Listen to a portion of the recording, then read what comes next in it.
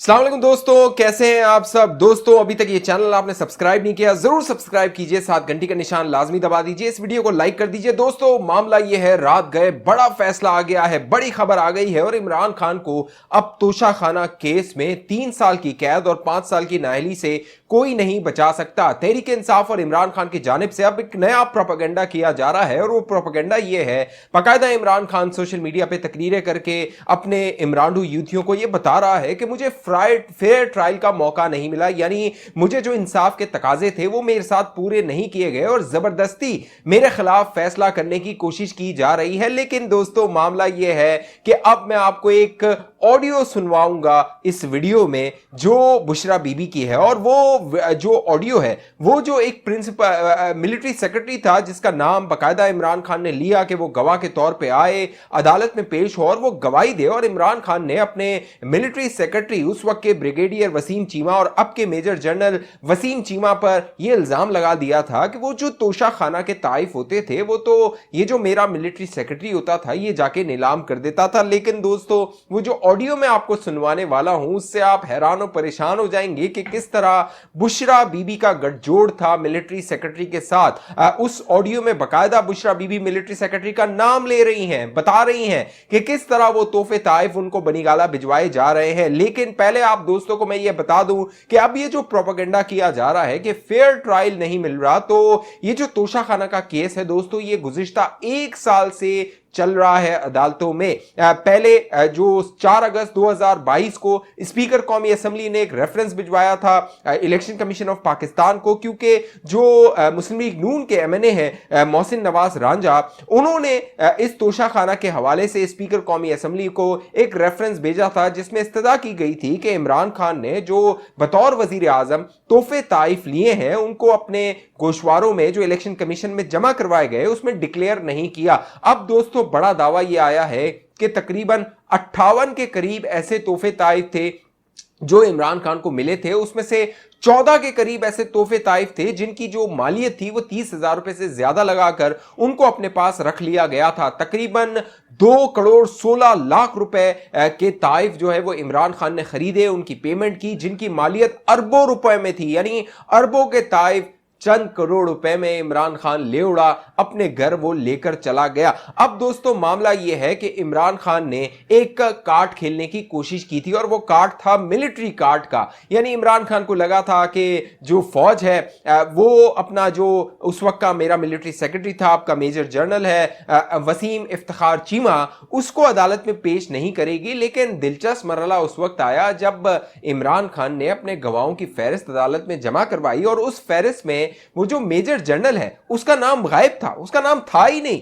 क्योंकि तहरीक इंसाफ और इमरान खान के जो यूट्यूबर्स हैं उनकी जानिब से तो दोस्तों ये प्रोपेगेंडा किया गया था कि इमरान खान ने मास्टर स्ट्रोक खेल लिया है और इमरान खान ने ऐसा छक्का मारा है, सिक्सर मार दिया है कि सारे, यानी कि चाहे वो जो दिलावर है हुमायूं दिलावर जज है सेशन अदालत का वो भी दंग रह गया, जो मीडिया है सहाफी हैं वो भी दंग रह गए और तहरीक इंसाफ के अपने यूथिया दंग रह गए कि इमरान खान ने कैसा मास्टर स्ट्रोक खेला है। गुज़िश्ता जो 15-16 माह है जब से इमरान खान इक़्तिदार से निकला है दोस्तों, सोशल मीडिया पे आप ये देखते रहे हैं, हर इमरान खान का जो फैसला होता है, चाहे वो पंजाब असेंबली तोड़ना हो, खैबर पख्तूनख्वा असेंबली तोड़ना हो, नेशनल असेंबली से इस्तीफे देने हो, हर फैसले के बाद इमरान खान के आपको बताया जाता है कि इमरान खान ने मास्टर स्ट्रोक मारा है। लेकिन बाद में दोस्तों ये उसी का रोना धोना कर रहा होता है कि मेरे इस्तीफे कबूल नहीं किए गए, मेरी जो असेंबली मैंने तोड़ी इलेक्शन करवाई नहीं गई, यानी हर जो इमरान खान का मास्टर स्ट्रोक होता है वो इसके गले पड़ जाता है।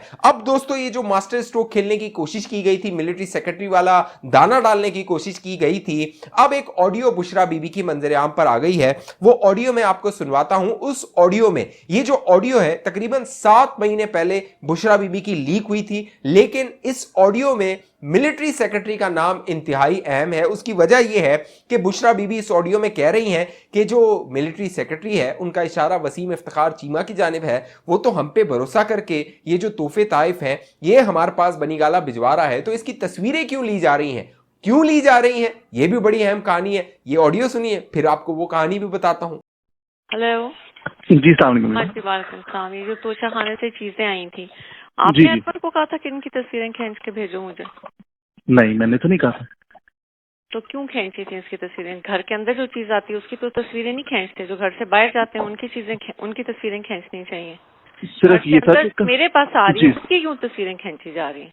नहीं, मैंने नहीं कहा था बीबी, मैंने नहीं कहा था। इनाम ने कहा है और मैंने उसको भेज दी है।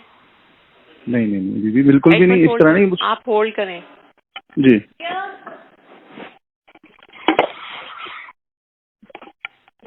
आपने इनाम को भेज दी? वो कह रहे हैं मुझे कहीं भेज दी। नहीं भेजी है, लेकिन मैंने कहा नहीं भेजी है, लेकिन मैंने नहीं कहा तस्वीरें खींचने को इनाम ने। क्या क्या किसने कहा था तस्वीरें खींचने? किसने? क्यों? कौन? क्या सबूत?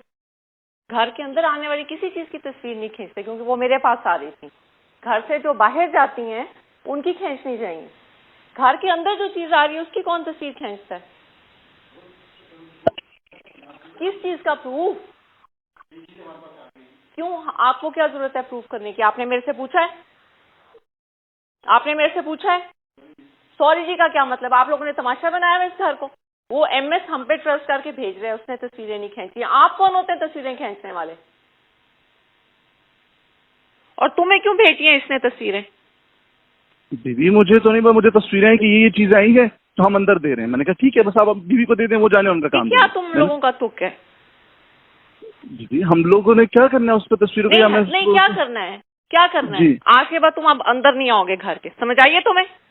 ठीक है। ये तस्वीरें लेके वहीं समझ आ गई आप लोगों को? एमएस जो है वो हम पे भरोसा करके ये तोहफे ताए भिजवा रहा है, तो तुम तस्वीरें क्यों ले रहे हो? तो ये मुलाजमीन उनको कह रहे हैं कि हम तो सबूत के तौर पे ये तस्वीरें ले रहे हैं। तो दोस्तों अब खबर ये है कि सारे सबूत इकट्ठा हैं, सारे सबूत जमा हैं, और ये वो वक्त है जब इमरान खान फिरौन बना हुआ था, वजीर आजम था, उस वक्त सारी रिकॉर्डिंग हो रही थी, सारे सबूत जमा हो रहे थे, सारी तस्वीरें जमा हो रही थी। अब वो जो मिलिट्री सेक्रेटरी वसीम चीमा है ना, उसका नाम गवाहों की फहरिस्त में क्यों शामिल नहीं किया गया, वो ये ऑडियो है।